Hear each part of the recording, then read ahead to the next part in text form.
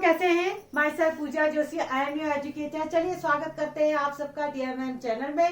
आज हम बात करेंगे फैक्टराइजेशन की, जो है एक्सरसाइज 4.4। ऑलरेडी पूरे अप टू 30 तक क्वेश्चन अपलोड हो चुके हैं। आज बात करेंगे क्वेश्चन नंबर 14 की। तो क्या करना है क्वेश्चन नंबर 14 में? देखिए, ये स्टेटमेंट आपके पास है। इस स्टेटमेंट को पहले चेक करना है कि सही है कि नहीं है। उसके बाद अगर करेक्ट नहीं होता है तो फिर करेक्ट स्टेटमेंट डालेंगे। तो इसको करने का तरीका क्या है? पहले आप LHS लो और सॉल्व करो।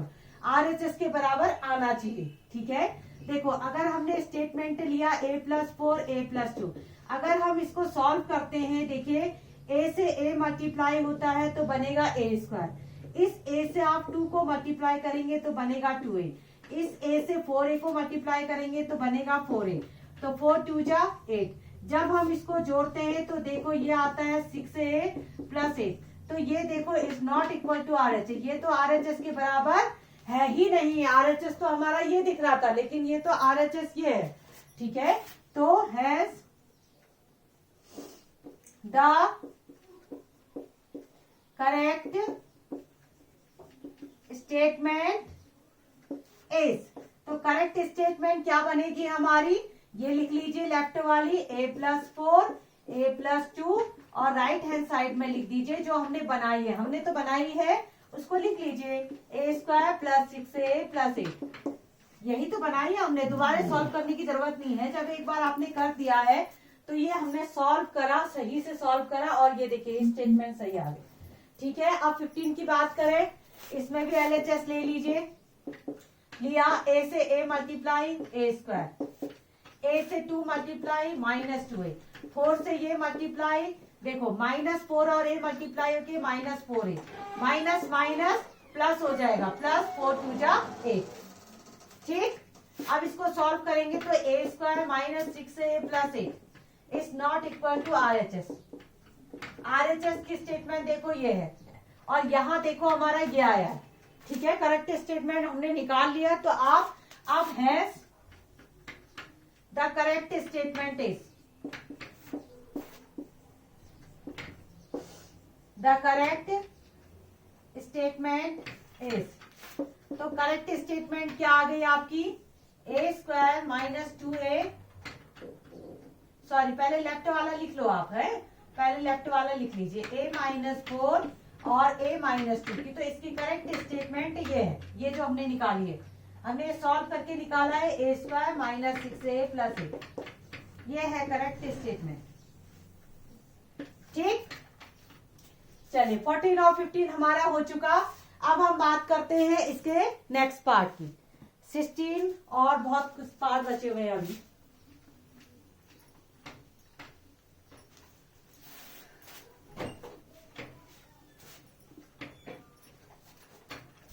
आराम से हो जाएगा, कोई दिक्कत नहीं आएगी, इतने कठिन ये नहीं है। ठीक है, अब हम बात करते हैं 14 और 15 हो चुका। अब हम बात करते हैं 16 की। 16 क्या कहता है? 6x² / 3x²। इसका जो है वो आना चाहिए 0। ये इस हिसाब से तो ये कहता है, तो आप चेक कर लो सही है कि नहीं है। देखो 3x² / 3x², जब हम इसको सॉल्व करेंगे, देखिए यहाँ पर से x² से x² कैंसिल, 3 से 3 कैंसिल।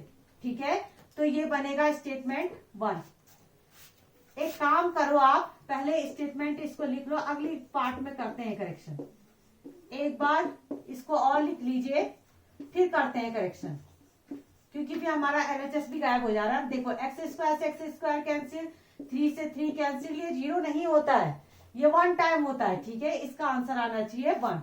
कोई भी चीज करती है ना, जैसे 2 1 जा 2 होता है, जैसे अगर ऊपर 2 हो नीचे 2 हो तो 1 टाइम करता है, 0 नहीं आता है। 0 और 1 में फर्क होता है। तो स्टेटमेंट के हिसाब से हमारा जो है वो 1 आना चाहिए, इनका आ रहा है 0, जो कि करेक्ट नहीं है। तो करेक्ट स्टेटमेंट बताएंगे, has the correct statement is. तो करेक्ट स्टेटमेंट क्या होगी? क्या होगी?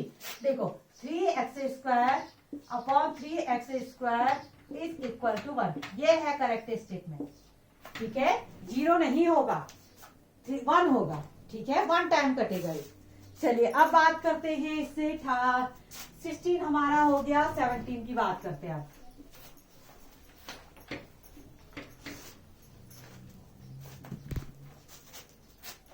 देखिए 17 की बात करते हैं। 17 में क्या है, 3x² plus 1 upon 3x² is equal to 1 plus 1 is equal to 2।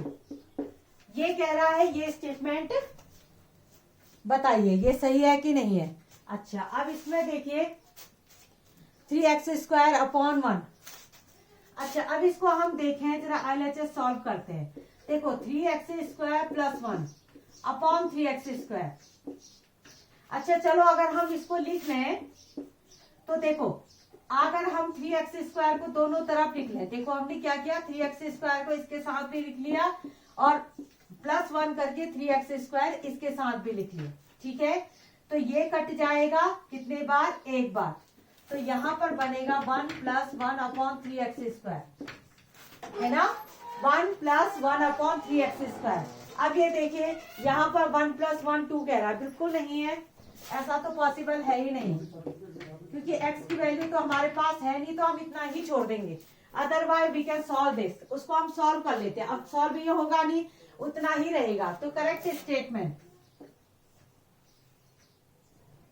2008।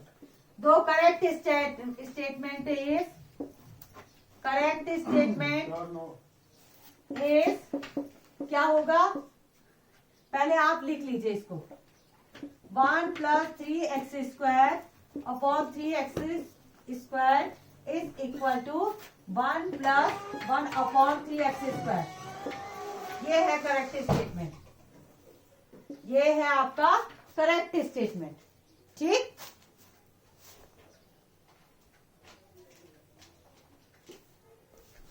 चलिए इतना कॉपी कर लीजिए जल्दी से आप लोग।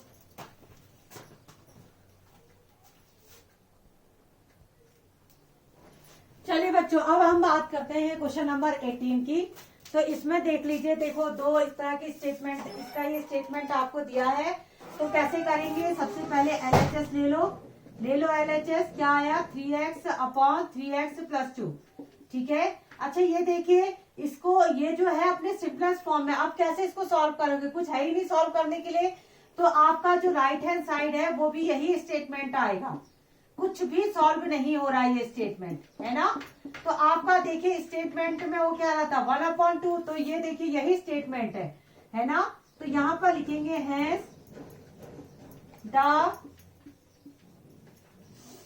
करेक्ट स्टेटमेंट इज, तो करेक्ट स्टेटमेंट क्या होगी, 3x upon 3x plus 2 is equal to 3x upon 3x plus 2। ये जो है आगे को सॉल्व नहीं हो रहा है, जैसा है वैसा ही उतार दो। चलिए इसकी बात करें, इसमें भी LHS ले लो, 3 upon 4x plus 3।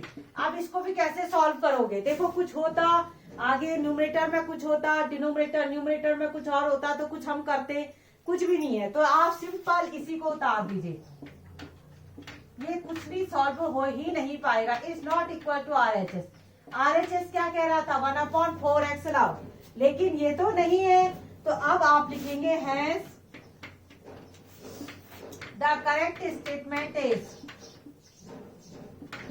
Correct statement is, तो करेक्ट स्टेटमेंट क्या आएगी, 3/4x plus 3 is equal to 3/4x plus 3। यही है करेक्ट स्टेटमेंट। ठीक, 18 और 19 हमारा हो चुका है। अब हमारे बचते हैं केवल 2 पार्ट, जल्दी से हम उसको भी फिनिश कर दें।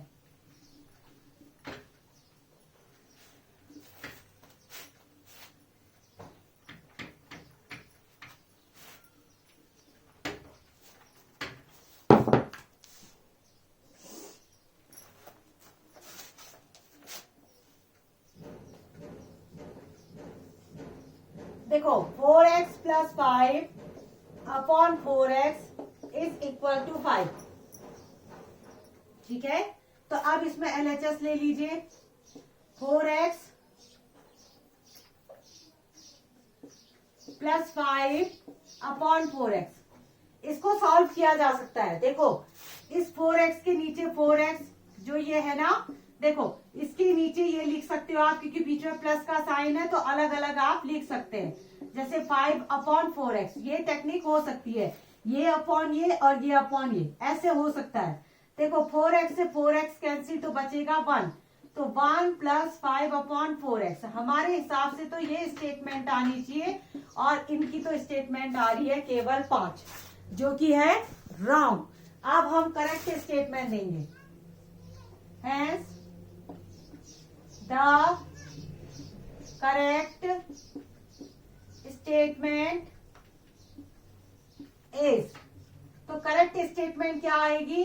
4x plus 5 upon 4x is equal to 1 plus 5 upon 4x। ये है करेक्ट स्टेटमेंट। ठीक, क्लियर? चलिए अब बात करते हैं आज के लास्ट क्वेश्चन की।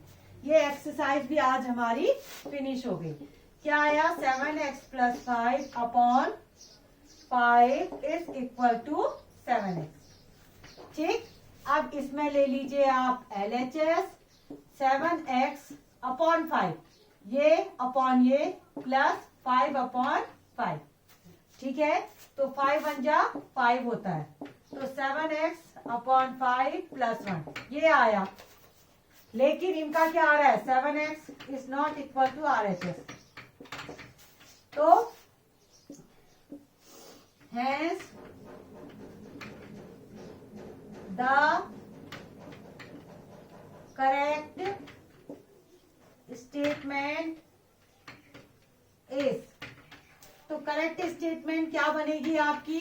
ये बनेगी 7x plus 5 upon 5 is equal to 7x upon 5 plus 1। देखो ये स्टेटमेंट तो आपने पहले ही हमने यहीं पर तैयार की थी।